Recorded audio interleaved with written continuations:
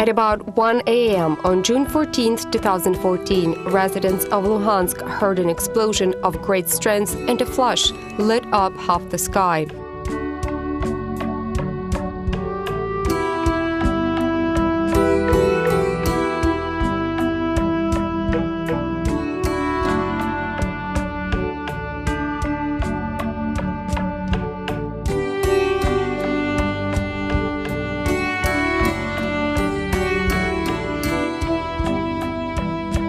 In the morning, there was an abnormally heavy downpour in Kiev. Surprisingly, it was raining in the morning every time after heavy losses in the ATO zone, after ambushes and shelling.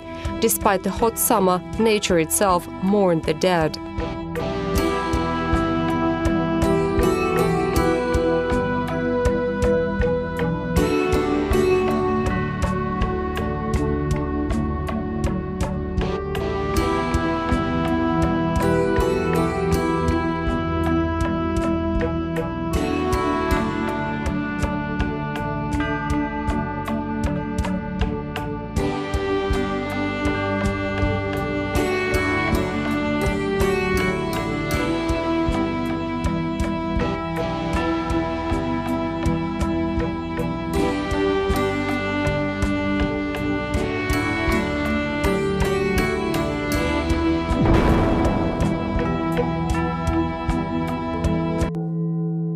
This is the 9th series of the film about the ATO history of the war. We are trying to get to the bottom of the anti-terrorist operation in the east of Ukraine, the reasons for it and its results. What does the Russian Federation have to do with all this? How does the conflict between Ukraine and Russia pose a potential threat to Europe in general?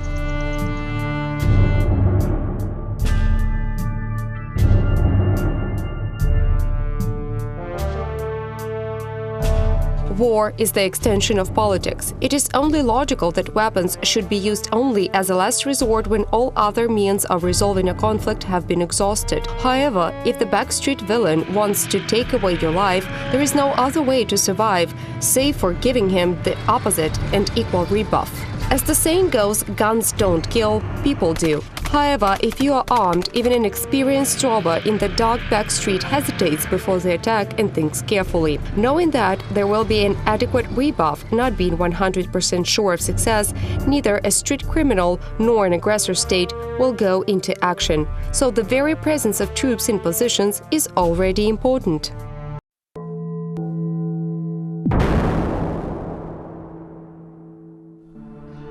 Throughout the spring of 2014, Russian regular troops ready to strike maneuvered in dangerous proximity to the state border of Ukraine. This fact forced the Ukrainian command to split up forces in several directions. In addition to missions in the ATO zone itself, the army hastily reinforced the entire border with the Russian Federation and Transnistria. It should be remembered that the Russian military forces, formerly called the 14th Army, is still deployed in this unrecognized republic. The Ukrainian army was in the process of mobilization and recovery. Overextension was catastrophic. In the face of the hybrid armed intervention in the spring of 2014, the state of Ukraine had only two options: to surrender and eventually die, dissolving a new version of the Soviet Union, or to fight for survival. As it was mentioned earlier, without border control, any fight against pro-Russian terrorists in the east of Ukraine is a waste of human lives and resources. Processing much greater stockpiles of armaments, Russia made up for the casualties and operational losses of militants without problems. The issue of border control was the key. As early as the end of May 2014, units of the National Guard and the Ukrainian armed forces began to concentrate in the outskirts of Luhansk. The strategic plan involved restoring of control over the state border. The way to solve this problem was the accumulation of troops at the Luhansk airport and then a push towards those units of the Ukrainian armed forces that were moving along the border from the south. But there simply weren't enough forces in order to clear and, most importantly, maintain the land corridor to the airport. That is why it was decided to use transport aircraft to reinforce the horizon of the Lugansk airport. While the army was busy surrounding Luhansk and preparing an operation to liberate Lysychansk, the airmen were engaged in delivery of human resources, ammunition, and equipment. They made 27 successful flights.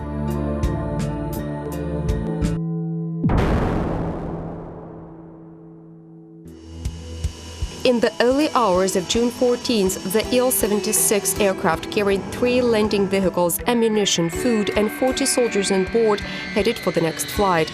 The first one made a successful landing, despite the fact that by that time the airport was already without power and the navigation equipment did not work. The second craft came in for a landing. Let us step back here and mention one important point. Hybrid war blurs the boundaries between military and civilians, politics and economy, blending everything together, breaking all rules and principles. In a real combat situation, for example, in the same Afghanistan, before receiving aircraft, their approach area should be cleared. For example, properly soften up with multiple launch rocket systems, wooded areas and other places where the enemy could theoretically hide. After that, mop up the territory with helicopters. This is the standard security protocol prescribed in the statute. But the territory of the Luhansk and Donetsk Oblast is densely populated, and any route clearing with Grad missiles was out of the question.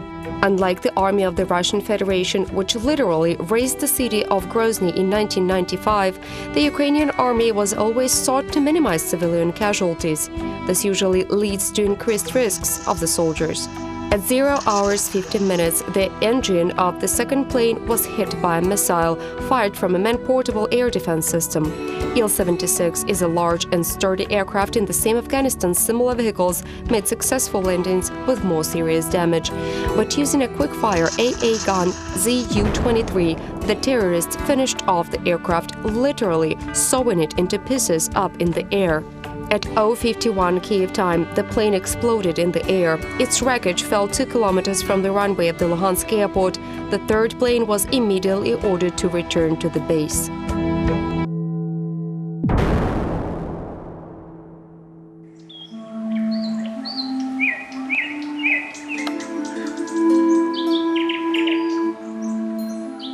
In the morning, a group of paratroopers from among the defenders of the airport advanced to the crash site.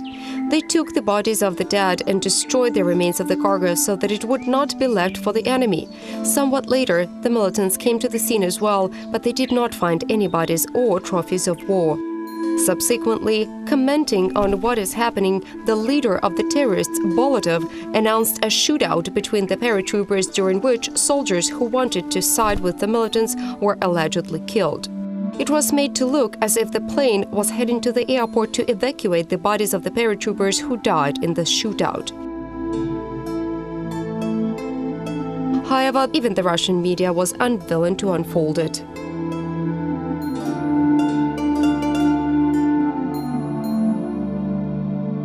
The next day, there was violent civil unrest in Kyiv near the embassy of the Russian Federation. People who were disgruntled by the annexation of Crimea and by Russia's open support for the terrorists in the Donbass bespotted the embassy building with bottles of paint and rotten eggs. Someone even tried to get into the territory of the embassy and take down the Russian flag. Breaking into the embassy territory was equated with the violation of the state border and could easily be used by the leadership of Russia as a pretext for boots on the ground. But Andrei Deshitsa, the acting foreign minister of Ukraine, arrived to the location in time and found the right words to appease the indignant crowd. In the meantime, fighting continued in the ATO zone.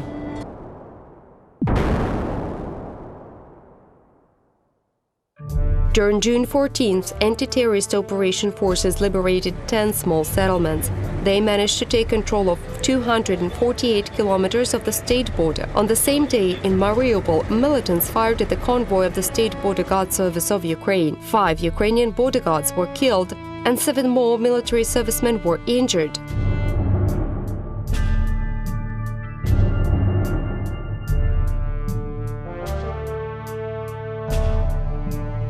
On June 15th, the Ukrainian military liberated the city of Shestya. The 24th Territorial Defense Battalion (IDA) particularly distinguished itself in action. Russian journalist Igor Kornelyuk immediately accused battalion fighters of all mortal sins, attributing various war crimes to them. There was a reason for this attention. The unit, manned on a volunteer basis, had a high motivation and acted very boldly and effectively.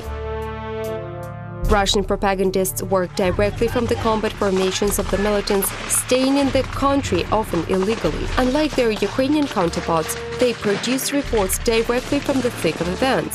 Real explosions, real blood, and live commentary of the combatants.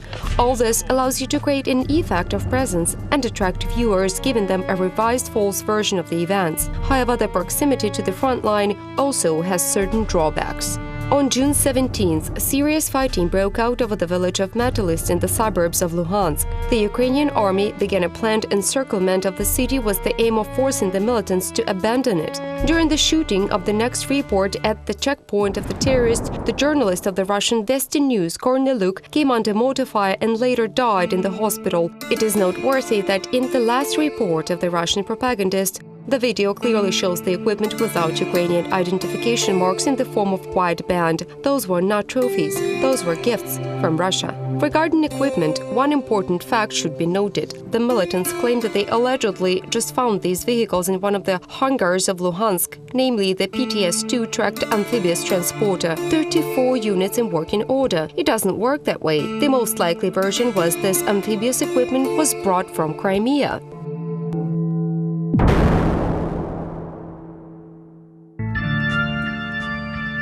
Anyway, the warfare continued. Trench 1 in the areas of Slavyansk and Kramatorsk, Mobile 1 in the Luhansk Oblast, and cyber warfare in the sphere of information and propaganda. Taking losses from the accounts of Ukrainian aviation, the terrorists requested assistance in terms of air defense from Russia. The air defense units of Ukraine, located near the Donetsk airport, later known as the Zenith position, was in hot water.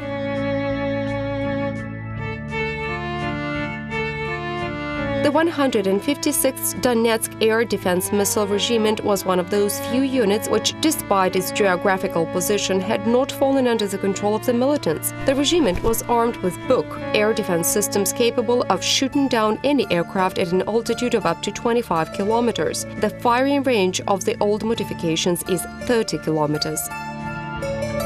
Despite the fact that all the battle-ready equipment of the regiment was deployed to an administrative border with Crimea as early as March, the militants did not lose interest in the unit. After having received at least one complex, even an ineffective one, the militants would be able to get the same from Russia following the established pattern, and the issue of air defense would be resolved. Not without problems, initially negotiating with the militants and then shooting in the air, the anti-aircraft gunners remained true to their oath and did not give up their positions or equipment. On June 18th, the UAF lost the T-64 tank in Stanitsa Luhanska. Encircled by the militants, the vehicle was knocked out of action. In order not to surrender to the enemy, the crew blew themselves up inside the vehicle with a grenade. On the same day in Donetsk, 2 Russian T-72 tanks were spotted for the first time. The tank fleet of Ukraine is based on T-64.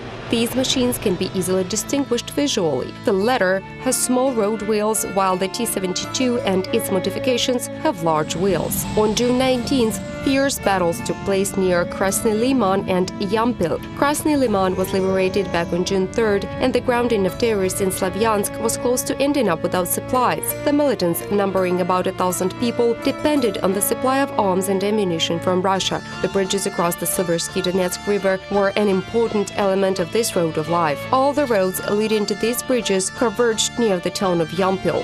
The importance of this ground was clear to both the leader of the militants Gurkin and the Ukrainian command. Terrorists concentrated their most experienced and trained fighters in this zone. From the Ukrainian side, all possible measures were also taken. To ensure the success of the operation, assault troops received artillery support and a tank. However, despite the large number of involved forces and equipment, the battle was very difficult, since the entire battle took place on the forest road. Unable to advance to a broad front, the Ukrainian military suffered 16 fatalities.